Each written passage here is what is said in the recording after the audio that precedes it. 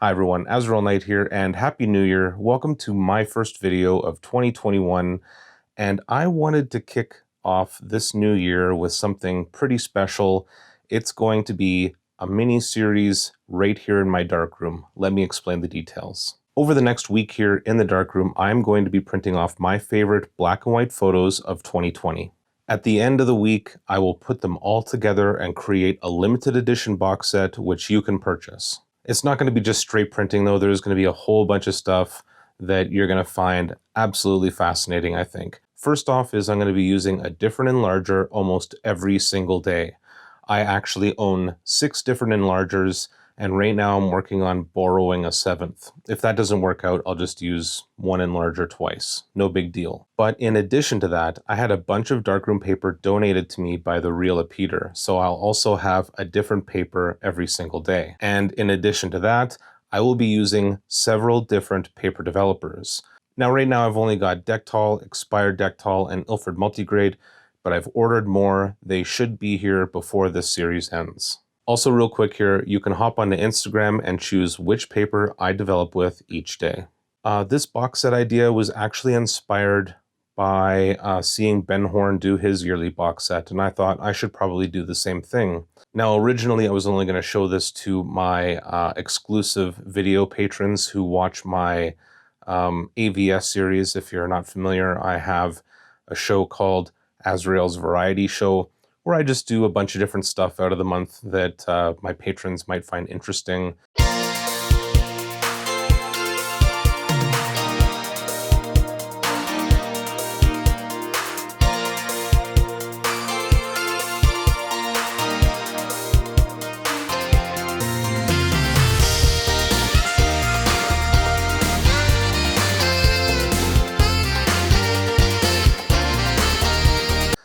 I do a little bit of book reviews. I do some, rummaging around in my closets, going through old equipment. I do some thrifting. I show my thrift store finds, or, online Kijiji finds, or Craigslist if you're in the US. So if you're interested in that, hop onto my Patreon, and at the $7 level, you could watch those. But I thought enough of you would be interested in seeing this process of me creating this box set that I would film it for the rest of you, for everybody. And I thought, why not create a process where I do a different enlarger, a different paper, a different developer, and of course a different photo each day. Now the only thing that's going to stay consistent is that all of these photos are going to be printed on 5x7. So if I've got an 8x10 paper, I'll be cutting it down to 5x7. I'll begin by telling you what enlarger I used that day, and I'm going to show you the process of cleaning and aligning it. Now, I've done some eyeball alignments before, but I found an interesting article online alluding to a how to align your enlarger in this September 1996 issue of Popular Photography. I'm going to be going through it step by step. Then I will show you how to mix whatever developer I'm using that day. Sometimes it'll be easier with the liquid stuff. Sometimes it'll be more complicated with the powders. After that, I'll do a test strip, and I will give you my thoughts on that strip and how I come to the conclusion that is my exposure. After that, I will make my first print and get it dry and have a really solid look at it. Then I will determine if there's dust, if there's an exposure issue after drying, if there's a composition problem, if there's an issue with the borders, or a fundamental issue with the negative itself. I actually printed something last week, and I realized that my Pentax 6.7 needs to be serviced, unfortunately. So I don't know how many of my medium format photos are going to make it into this limited edition box set, but there's at least one so far. I'll talk more about that too when I get to it.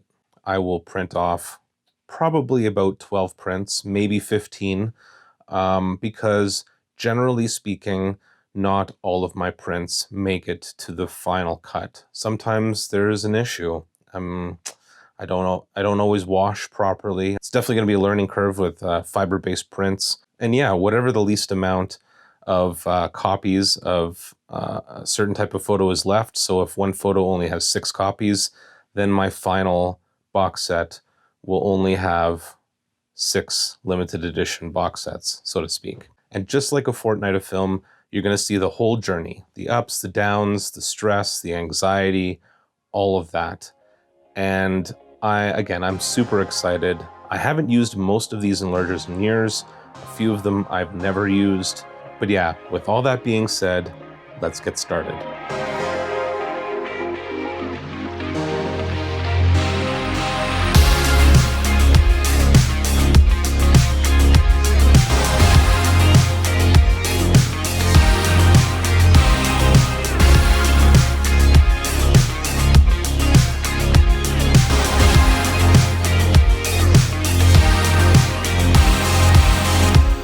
Now, before we get started with the cleaning and alignment of my enlarger, let me introduce you to it, the Beseler 23C Series 2. This has been my main enlarger since at least 2015, maybe 2016. I guess I would make it closer to 5 or 6 years I've been using this one exclusively, but I thought one of the best ways to learn about this enlarger was to go through some of the old advertising that I came across. So I've got here various copies of Popular Photography from 1974 to 1978. And I'm just going to show you and read straight from some of the advertising. Popular Photography from November 1975. The ad calls the Beseler 23C the immovable object. Our Beseler 23C is a legend for its incredible stability and vibration-free printing performance. The enlarger's rigid double-post cantilever design has prompted Camera 35 to compare it to the Brooklyn Bridge. Modern Photography compares the 23C to a Sherman tank. All we ask is that you compare its solid frame to any other medium format enlarger. Ultra-rigid construction, razor-sharp prints, that's Beseler. The December ad says, no other medium format enlarger has all these important features. Provides fastest corner-to-corner illumination. Standard lamp house is instantly interchangeable with an optional color head. Prints any neg up to 2 1/4 by 3 1/4 without condenser changing. Built like a bridge. Widest versatility. Number 1 in the dark. July 1976. So here we see the original 23C goes all the way back to 1956. And it says the 1976 Beseler 23C, which is the one that I have. And I think it's actually more like 1974, 75, because we see ads dating back to there with this particular model. But, you know, they want to be modern and hip. So 1976. Says, why tamper with success? Ever since we introduced the Beseler 23C 20 years ago, many other enlargers have come and gone. Yet today, like yesterday, this tireless workhorse remains one of the most popular enlarger models in the world. We've made some small improvements and refinements over the years, changes with updated technology, which add to the efficiency and quality of your darkroom work, but you won't find fads or gimmicks on the all-business 23C. What you will find is an abundance of functional features that make your job easier to perform with professional results. We urge you to consider the 23C seriously as the best enlarger investment you can make for your darkroom. Who knows, in 1996, your 23C may still be the top enlarger around. Yeah, try 2021, buddy. Write to us for the details on the 23C. I like that. I like when they say, in the future. An ad from 1977, a color one this time, which is really nice. You can see that it is the same color as mine. Pretty simple. Beseler 23C, the 2 1/4 by 3 1/4 classic, the best medium format enlarger available at any price. And the last ad I have here is from February 1978. It says, our reputation is enlarging. So this one actually features the 23C as well as the 67C. Says the Beseler 23C, tens of thousands of photo buffs have selected the 23C for its rigid vibration-free double post construction.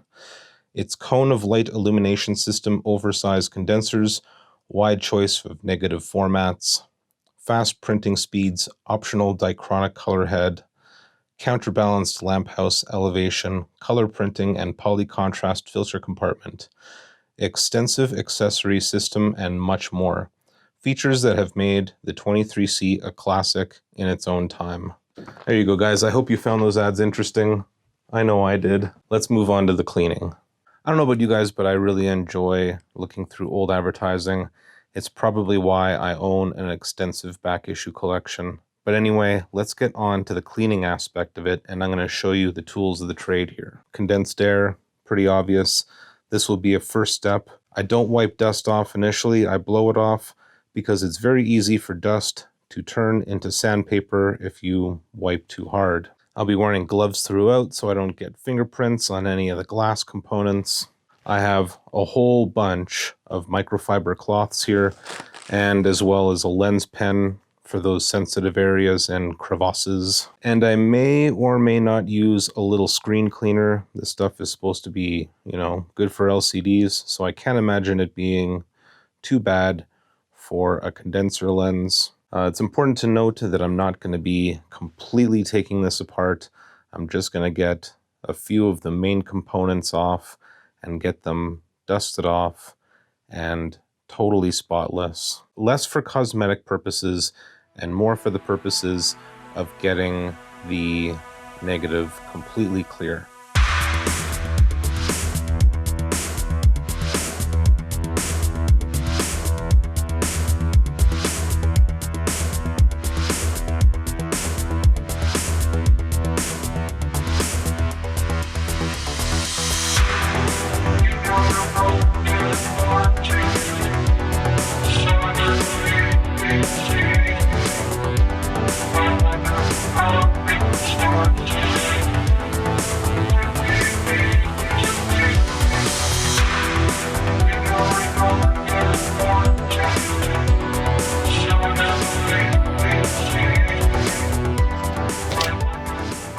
Well, that went as planned. Like I said, I blow the dust off of it each time I use it. However, this next part I am a little bit nervous about, and that's the alignment. Now, according to this article, it basically says that, if you stop down, it'll cover up misalignment issues. But, we're going to be doing a test with everything wide open. So the horrible truth about enlargers: an alignment problem can sometimes go undetected for months because normal printing apertures often provide enough depth of field to mask it. When the day comes, however, that you try to print at your lens's maximum aperture, misalignment will rear its ugly head, your picture's center will be sharp, but one or more edges will be unacceptably fuzzy, no matter how much fiddle focusing you try. You should check your enlarger's alignment: 1, when the enlarger is new; 2, when it's been moved or suffered some physical trauma; or 3, when it's experienced radical or rapid temperature shifts. Even though my enlarger hasn't experienced those, the last alignment type I did, like I said, probably not the most professional alignment. It was mostly eyeballed. Okay, it explains here how to make your own test negative. Start with an exposed and developed strip of film that's slightly longer than your frame size. For 35mm, try a piece of film leader, place it in your negative carrier, emulsion side up, using a razor blade or hobby knife, scratch lines across the outer edges of all 4 sides. Use the carrier's edge to keep the lines parallel, remove the strip from the carrier, and use a knife and a straight line edge to scratch 2 intersecting lines that connect opposite corners of box to form an X. So here is what I need to make.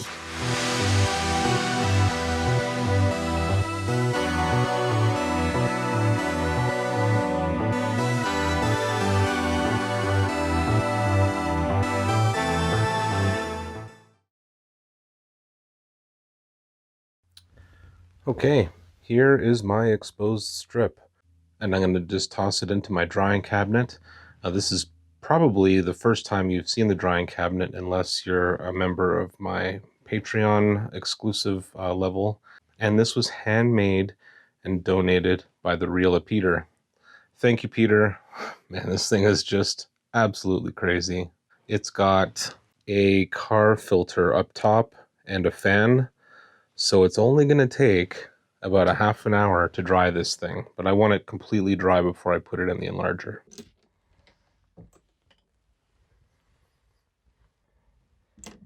Okay, folks, it's been about 40 minutes. my test strip is done. So the next thing I got to do is cut a piece off, put it in the holder, and then make the X-Acto knife cuts. Hopefully that goes well. I'll be honest about two things. One, I went through the negative completely in a couple parts. Don't know how much that'll impact. And then I really don't know how this is going to work. Okay, I went back and I scratched it all to hell so I could actually see the lines when I hold it up to the light.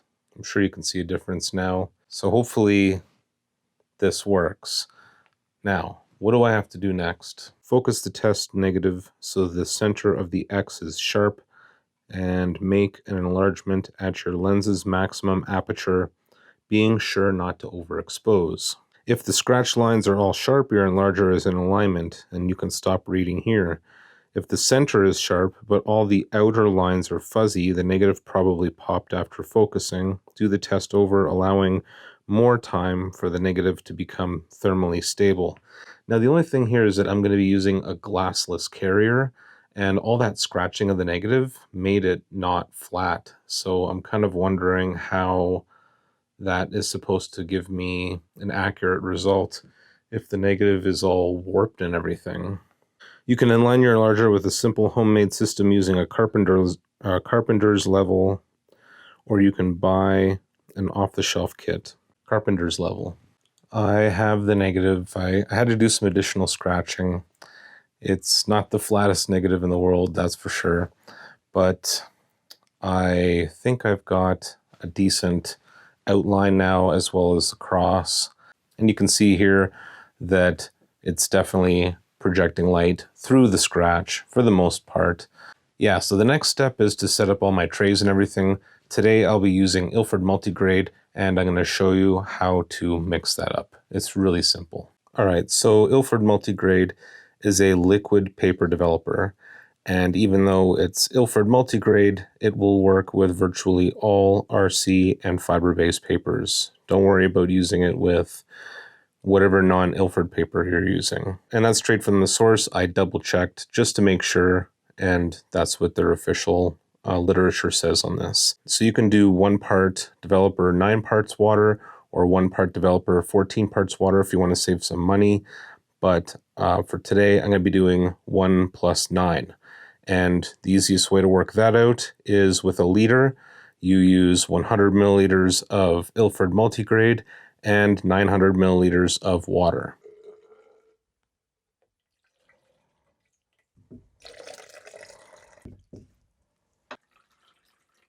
Okay, first test sheet is done. I've already had a look at it. I'm going to be super honest with you, as always. And that is, I cannot really tell. So obviously on camera, you're not going to be able to tell either. You know what you need to do? You need to take a picture of something with a whole lot of texture, but it's the same pattern. I don't think this is going to be as accurate, but there might be something else I can use. I know I just went through all the trouble of showing you this long process of creating a negative and everything, but I actually think I've got something right here that's even better than creating that negative. I got these texture effects, and one of the texture effects is, I can't see it on here, but it's a dot screen. So it's a pattern. It's all the same thing, just a series of dots. And I'm thinking if I put this in the carrier and I sharpen it, then all the dots should be sharp. I'm going to toss one of these in the carrier and see how it looks in focusing mode. But there's a bunch here. There's dot screen, there's gravel, there's tapestry, and there's drawn cotton. But in theory, it should be the same thing. Okay, so I pulled out the manual and had a look to make sure that I knew where all the adjustment places were, and I pretty much had everything right. I put the dot texture pattern in, and I noticed it was a little soft on the top and bottom. So I am now adjusting the, I'm going to find the technical term here, vertical adjustment screw in order to make sure that the bubble level is level. So I'm going to do that now. There, that is squared off now. Okay, so I had a look at the focusing again. The top part was still fuzzy. So what I did to make sure it wasn't the actual sheet itself is I flipped it around to see if the bottom would be fuzzy when I did that, and sure enough, that's what happened. I flipped it around and the bottom was fuzzy. As far as I'm concerned, this thing is aligned now. That negative test tutorial, I don't know if I'm going to use that moving forward. I'm going to show you what I did to make sure it was aligned to my satisfaction. I placed the bubble level here to make sure it was aligned properly this way. And as you already saw, I also placed it so it was aligned properly this way. Now there is another adjustment right down here. So what I've also done is placed the bubble level right here to make sure that it's aligned properly, and it is. If you want to be a real stickler, you can also do it on the lens, and it's level there as well. Okay folks, finally getting to the meat of the episode here. I asked you guys which paper I should use, Ilford Multigrade 2 or something called Slavich photographic paper, smooth double weight fiber-based glossy paper, grade 3. And by a vote of 57%, you guys chose the Slavich. I believe it's pronounced Slavic. Both of these choices are expired. Both of them are unopened. As you can see, it's sealed here, and this one's sealed as well. This is one of many papers donated by the real Peter, and he said that some of these papers are going to be fogged, but I don't think a sealed one's going to be fogged. That being said, for my first test, I'm going to put a sheet through without exposing it, just throw it straight into the developer, and then that way if it's fogged, we'll know right away. I'm very happy to report that there is no fogging on this paper whatsoever. We are good to go. The first thing that I need to do is make 5x7s out of these, and I'm going to show you how to do that. Okay, so this is my cutting board, and I have put pieces of tape down here at the 7 and 5 mark. I doubled up on it, and the reason for that is I want to be able to push the paper. I might even triple it actually. But the idea is I want to be able to push the paper right up to the mark and almost have the tape hold it there. I've got this scrap piece of paper here I'm going to use as my example. So first thing to note is that you're only going to be able to get 2 5x7s from a single 8x10. So you want to cut your 8 down to 7, so taking an inch off, and then you're going to take your 10 down to 2 5s. See how I have my fingers on there and I push and it sort of holds it in place? That's what I want. And then boom, I've got 2 5x7s. Ideally, you want to be able to cut all your paper ahead of time. So you want to be able to kind of try and predict how many 5x7s you need. The other thing that's going to help you immensely is having a second paper tray to put all your finished cuts into.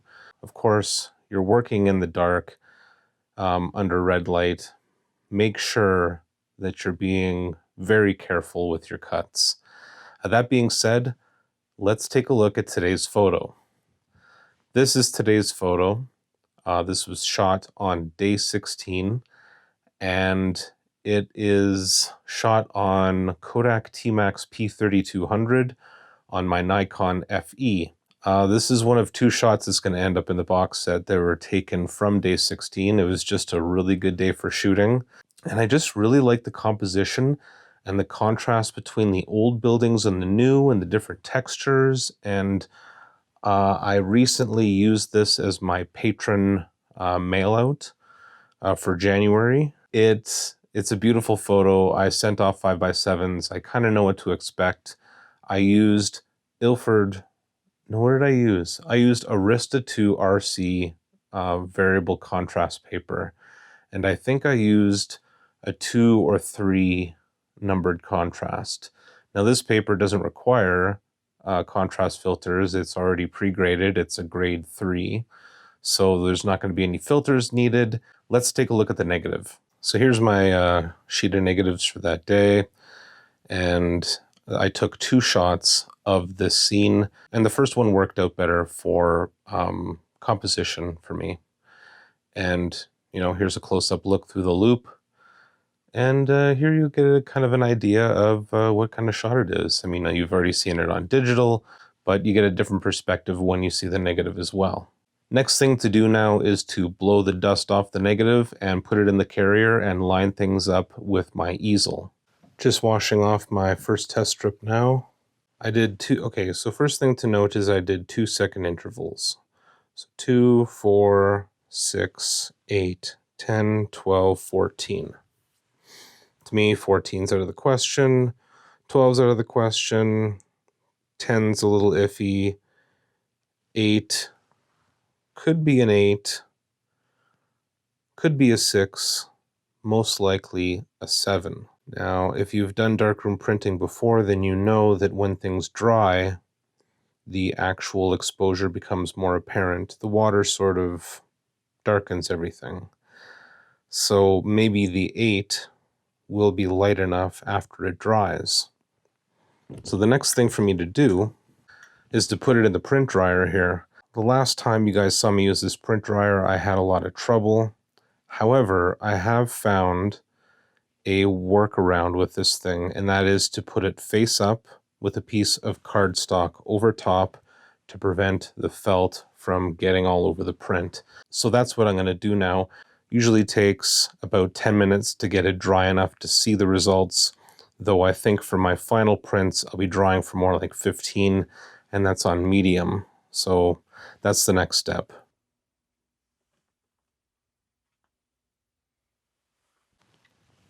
Here we are. Feels pretty dry.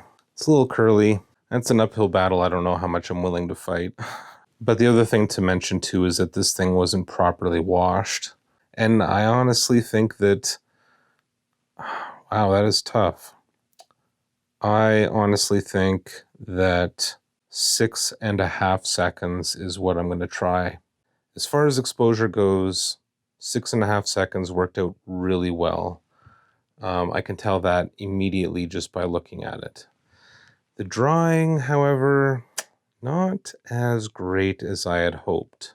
I am trying to think if there's something that I can do to improve the overall quality of this. One thing I do have is a squeegee. And one thing I might try is squeegeeing the print when it goes on to the dryer, and then seeing if that helps flatten things out a little bit. I might try a thicker cardstock and see if that gives me flatter results.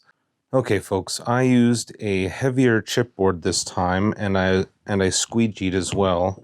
And I did a set of 4 already, and I got much better results. And I'm hoping that I get those same better results again.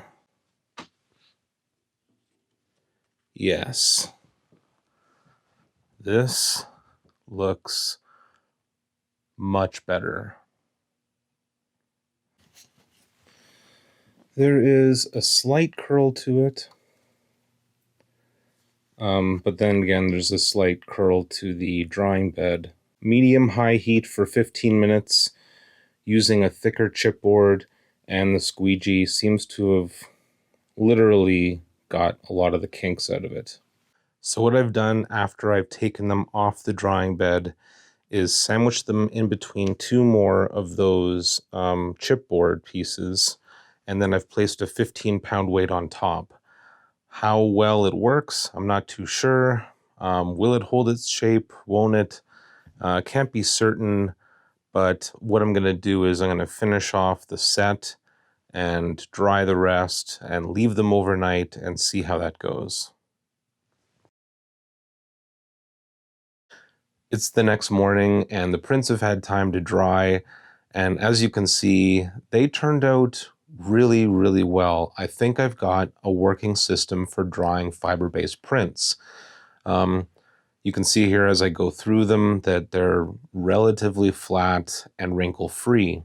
However, I've also got a separate stack from the same drying process that do have wrinkles on them, and I can't exactly pinpoint why some of them were flat and proper while others were wavy. The only theory that I have is because they were side by side, and the sides that touched, perhaps because of trapped water or something like that. At some point, I'm going to take the rejects, re-soak them and re-dry them.